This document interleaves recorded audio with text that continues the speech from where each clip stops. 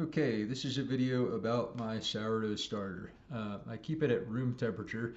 You can also keep it in the fridge, but I'm still kind of new to this and I feel that when I keep it in the fridge, I can't quite tell when it needs to be fed. So I like to use a clear jar with a plastic lid because metal lids will probably eventually rust. And what I like to do is every day after I feed it, I like it to be at this Sharpie line here on this masking tape, and you can see that it's actually grown overnight. And you could see the reason you want a clear jar is you could see that there's bubbles in it, which is a good indication that it's healthy. So I'm getting another set of sourdough ready for a friend. So um, what you're going to do each day is you want to discard the sourdough. You want to discard it so it's not up to the line, but you want it to be halfway up to the line. So everything above my finger here, I'm going to discard, but I'm actually going to put in this jar so we're going to feed two of them. So mine is fed, and then I also have one for a friend. So it's important that you do this on a daily basis because if you don't feed it, it's going to get very liquidy and there will be hooch that forms on top, and that's basically an indication that it's hungry. Um, a lot of people, when they're starting off, they're hesitant to throw it away, but it's important to throw away half of your starter because it's already been spent. There's no more, I guess, nutrients for the cultures to live on. So the first thing we're going to do is scoop some of this off, and I'm going to try to show you. See how it's nice and spongy looking? This is really healthy. This is a nice healthy starter, and you'll see as I move the spoon, it kind of sticks to the sides like that, it's just got a nice spongy look. So that's kind of the texture that you're going for. So I'm just gonna just pretend that I'm discarding half of this.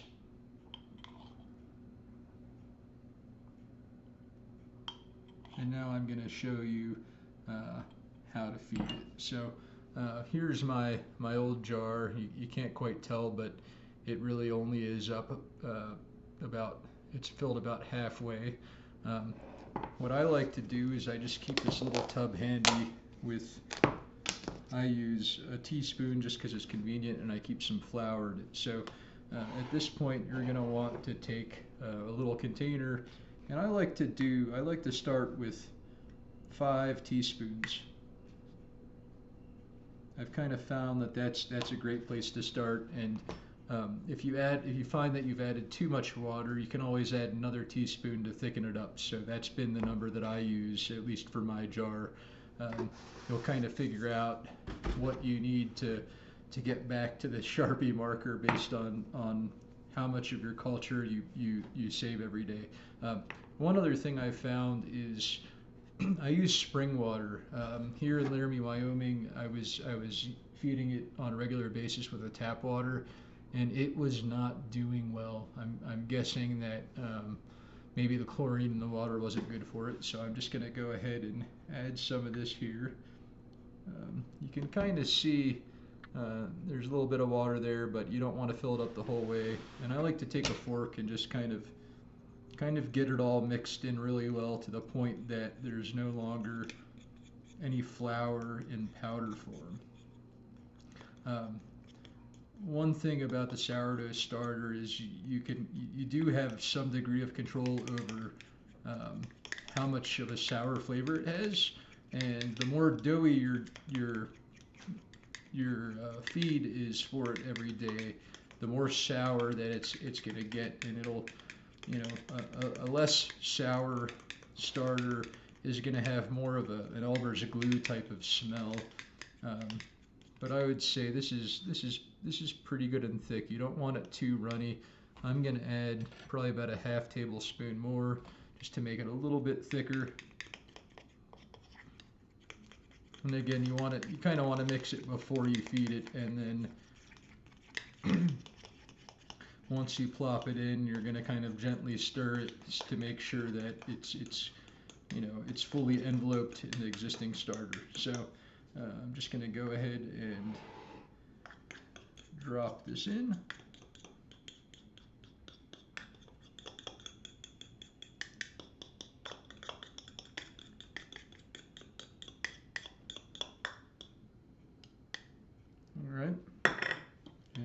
just going to kind of give it some gentle stirs.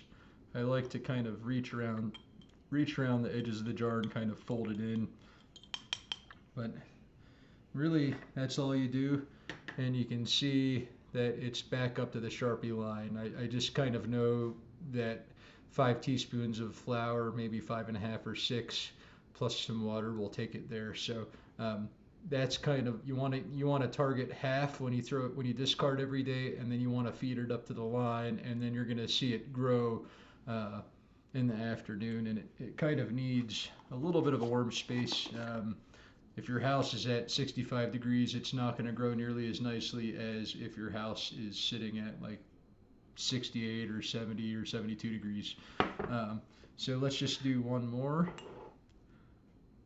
I'm going to clean this spoon off really quick, and then we'll come back.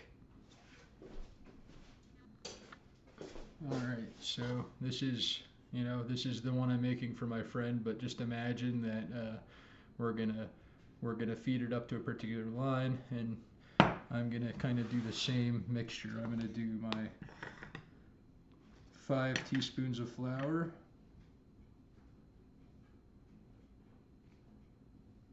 and this is just bleached flour. You can start mixing it with some wheat flour, and that'll kind of give you a different flavor and mixture.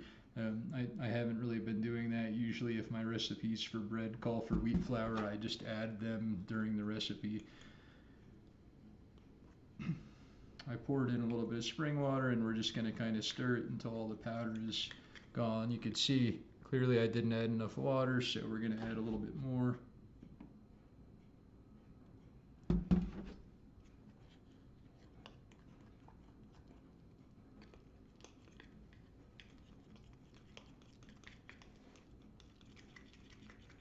And again, you kind of use the forks. I like to use the fork to try to get all of the dry dough mixed into the water, the dry flour rather, and you kind of want to get the lumps out.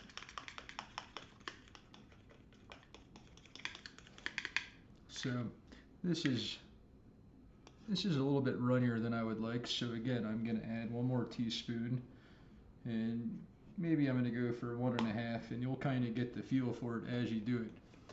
But I do want to emphasize, if you do not feed your starter on a daily basis, it's going to kind of go dead on you a little bit.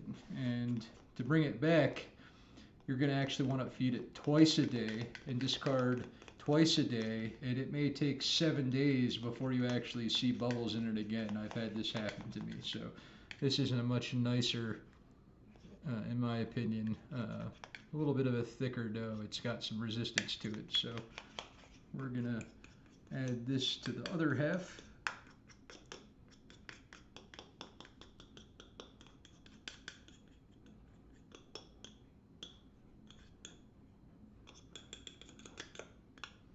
And then I'm gonna stir it in again, kind of reaching around the edge with my fork and folding it in, not being too vigorous with it.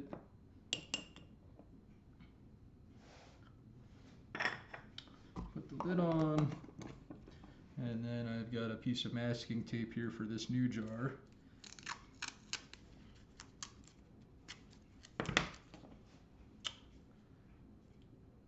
And there you have it. So now we can see how that grows throughout the day. That's it for this video.